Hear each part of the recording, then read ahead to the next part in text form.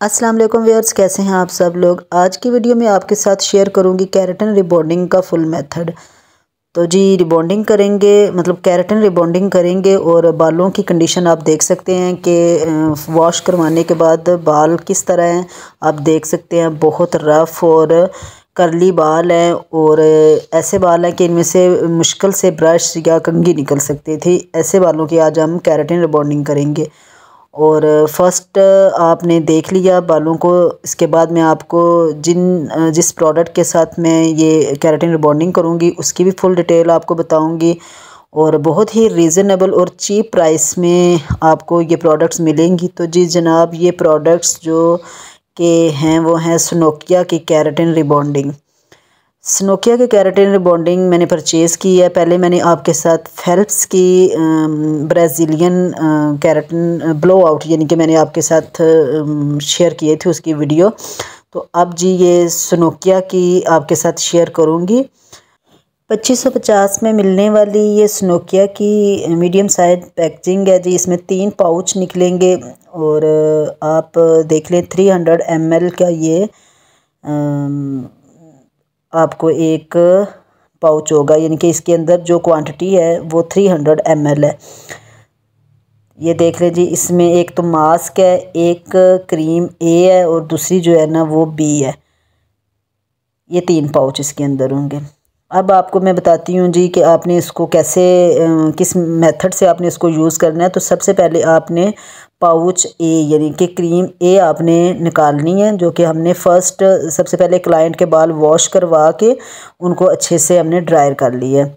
ठीक है, अब मैंने क्रीम ए निकाल ली तो उसके अंदर ये मैं मास्क जो है, मतलब जो हमारे पास 3rd पाउच था, मास्क थोड़ा सा मैं तकरीबन 1-2 ढक्कन बस इसमें मैंने ऐड किया है। वो मैं इसलिए ऐड कर रही हूँ क्योंकि अगर तो बाल हमें थोड़ा सा डर हो कि बाल टूट जाएंगे, बाल बहुत ज़्यादा डैमेज हो जाएंगे, तो इस वजह से मैं थोड़ा सा मास्क भी ऐड कर रही हूँ। उसके बाद ये लिवॉन का हेयर सीरम है, 755 रुपये में ये मिल जाता है आराम से, रीज़नेबल प्राइस में ये मिलता है। इसके अलावा तो बहुत महंगे महंगे सीरम है, लेकिन ये आपको बहुत नॉर्मल रेंज में मिल जाएगा। ये सीरम भी आपने पूरी केराटिन रिबॉन्डिंग में हर स्टेप के साथ इसको ऐड लाजमी करना है।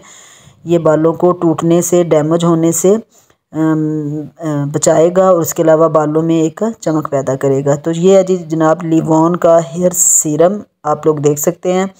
इसकी सारी मैंने डिटेल आपको दे दी है। अब इसके अंदर से मैं सीरम भी आपको दिखा दूँ। ये देखिए इस तरह की बोतल निकलेगी और काफ़ी क्वांटिटी है इस सीरम की, मतलब बहुत कम नहीं है। आप नॉर्मल रूटीन में भी अपने बालों में यूज़ कर सकते हैं अगर आपके बाल बहुत रफ़ और फ्रिजी हो गए हैं तो। लेकिन मैं आज केराटिन रिबॉन्डिंग में यूज़ करने जा रही हूँ। तो ये देखिए जी, मैंने इसके चंद ड्रॉप्स जो है ना, मतलब आप 1 स्पून के बराबर भी ले सकते हैं, उसी जो मैंने क्रीम ए डाली थी उसके अंदर मैंने मास्क डाला था 1-2 ढक्कन और सीरम डाल के मिक्स कर लिया। उसके बाद मैंने अपने क्लाइंट की स्टार्ट कर दिया जी इस क्रीम को अप्लाई करना। अच्छा, क्रीम को अप्लाई ऐसे करना है कि आपने बालों की सेक्शनिंग कर लेनी है। एक तो ईयर टू ईयर करना है और दूसरे बैक साइड पे आपने बालों की सेक्शनिंग कर लेनी है। और ये देखें जिस तरह मैं अप्लाई कर रही हूँ, बहुत मैंने आराम से वीडियो आपके लिए बनाई है, स्पीड तेज़ नहीं की, ताकि आप लोग फर्स्ट एप्लीकेशन आप लोग आराम से देख सकें।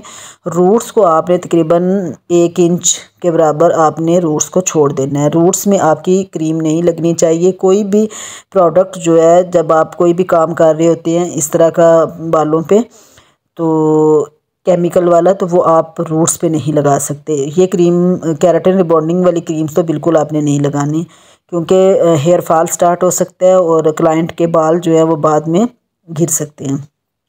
तो इस तरह आपने पतली पतली सी लेयर्स लेनी है, बिल्कुल थिन लेयर्स लेनी है और उनको आपने अच्छे से हाथों से भी पेनिट्रेट करना है क्रीम को। फिर इसके साथ साथ कॉम्ब भी चलानी है और जिस लेयर पे आपने क्रीम को अप्लाई करना है उस लेयर को आपने कॉम्ब करके बिल्कुल बालों को आपने सीधा करके तो छोड़ते जाना है और फिर आपने अगली लेयर उठानी है। लेकिन जब अगली लेयर आपने उठानी है तो उसके साथ आपने नीचे वाली लेयर को दोबारा से मिक्स करके कॉम्ब करनी है।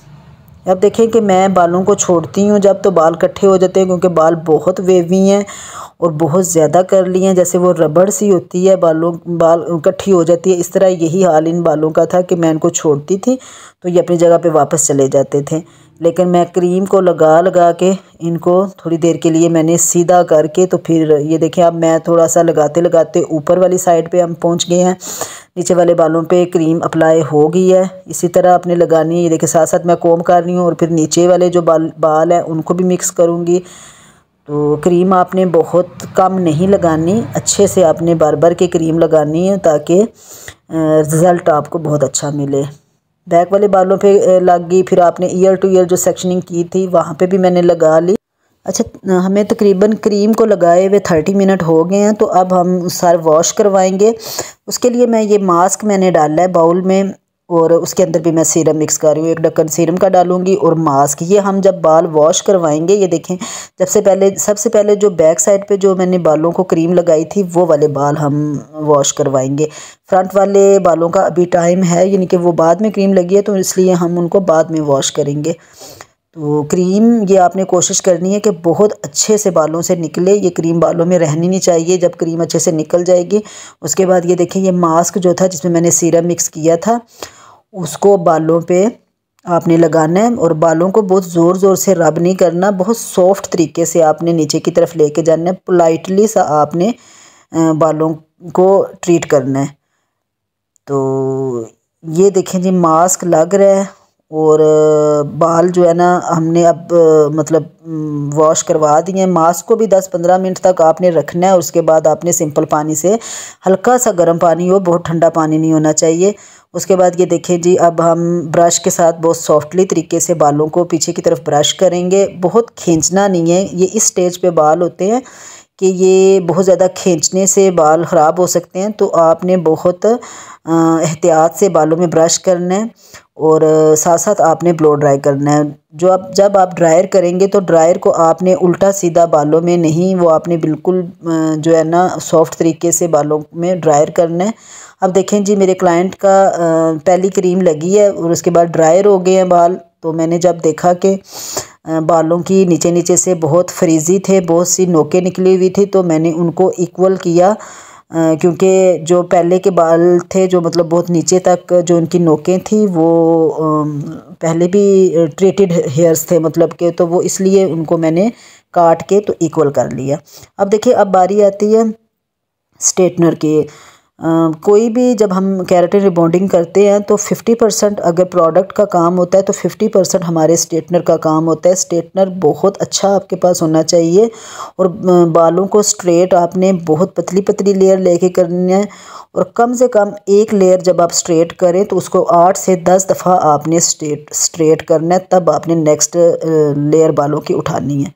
आप लोग देख सकते हैं कि मैं कितनी पतली लेयर लेके और बार बार मैं बालों को स्ट्रेट कर रही हूँ और बहुत आराम से स्ट्रेटनर नीचे लेकर जा रही हूँ।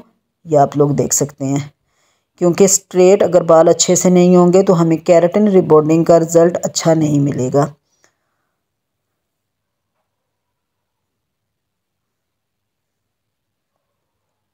आप देख सकते हैं कि बाल जैसे जैसे स्ट्रेट हो रहे हैं, बालों में शाइन आ रही है और पता चल रहा है कि मतलब फर्स्ट वाली क्रीम का रिज़ल्ट आप देख सकते हैं।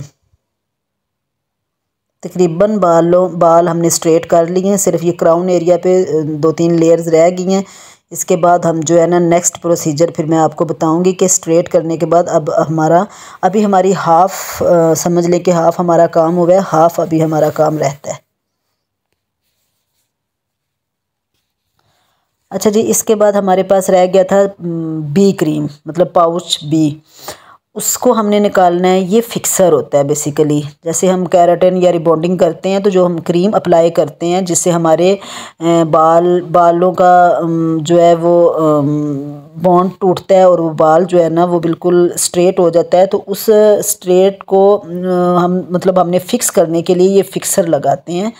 ये देखें, अब मैंने जो है ना इस फिक्सर को मोटी मोटी लेयर लेके बेशक आप लगा सकते हैं, लेकिन बहुत मोटी भी ना हो। लेकिन जितनी हमने पतली लेयर क्रीम के लिए उठाई थी ज़रूरी नहीं है कि आप उतनी लें। इसको भी हम रूट्स छोड़ के लगाएंगे और साथ साथ हम स्ट्रेट करते जाएंगे। ये देखें, आप फिक्सर लगाते जाएं और बालों को कॉम करके स्ट्रेट करते जाएं।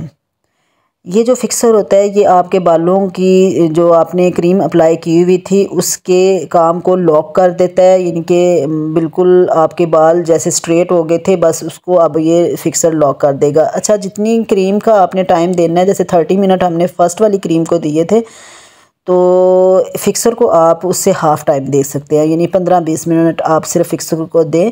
इसको बहुत ज़्यादा टाइम रखने की ज़रूरत नहीं है। अब फिर से हमने मास्क डालना है, क्योंकि 2 दफ़ा हमने सर वॉश करवाना है, तो 2 दफ़ा ही हमने मास्क भी अप्लाई करना है और उसमें सीरम भी अप्लाई करना है। ये बहुत ज़रूरी है, इसलिए कि जब हम किसी के बालों पे काम कर रहे होते हैं तो हमें कई दफ़ा आइडिया नहीं होता कि मतलब ये क्रीम जो है इसके बालों पे कितना इफ़ेक्ट करेगी, बालों को कहीं ख़राब तो नहीं करेगी या बाल कहीं टूट तो नहीं जाएंगे। तो इस टेंशन से बचने के लिए ज़रूरी है कि आप एहतियाती तदाबीर आप साथ साथ रखें। आप सीरम यूज़ करें, मास्क यूज़ करें, तो आप को डर नहीं लगेगा कि अगले के बाल जो है वो कहीं ख़राब ना हो जाएं, और रिज़ल्ट भी आपको बहुत अच्छा मिलेगा। देखें, हमने फिक्सर लगाया था, अब हम फिक्सर को वॉश कर रहे हैं। इस दफ़ा भी हमने मास्क में सीरम डाला और अब हम जो है ना ये मास्क अप्लाई कर रहे हैं बालों पे। कोशिश किया करें कि मास्क को भी रूट्स तक ना लेके जाएं, आप बालों की लेंथ में इसको अप्लाई करें। और केराटिन रिबॉन्डिंग करते वक्त पूरे प्रोसीजर में आपने बालों को बहुत नरम हाथों से वॉश करना है, बहुत नरम हाथों से ट्रीट करना है। अब देखिए, अब मैं ब्लो ड्राई कर रही हूँ, लेकिन मैं वो भी बहुत एहतियात से कर रही हूँ। बहुत मैं फुला फुला के इधर से मैं हवा दूँ, उधर से हवा दूँ, बाल इधर से उधर उड़ रहे हैं, उस तरह बालों में कर्व आ जाता है। तो आपने बहुत सीधा रख के तो आपने बालों को ड्राई करना है।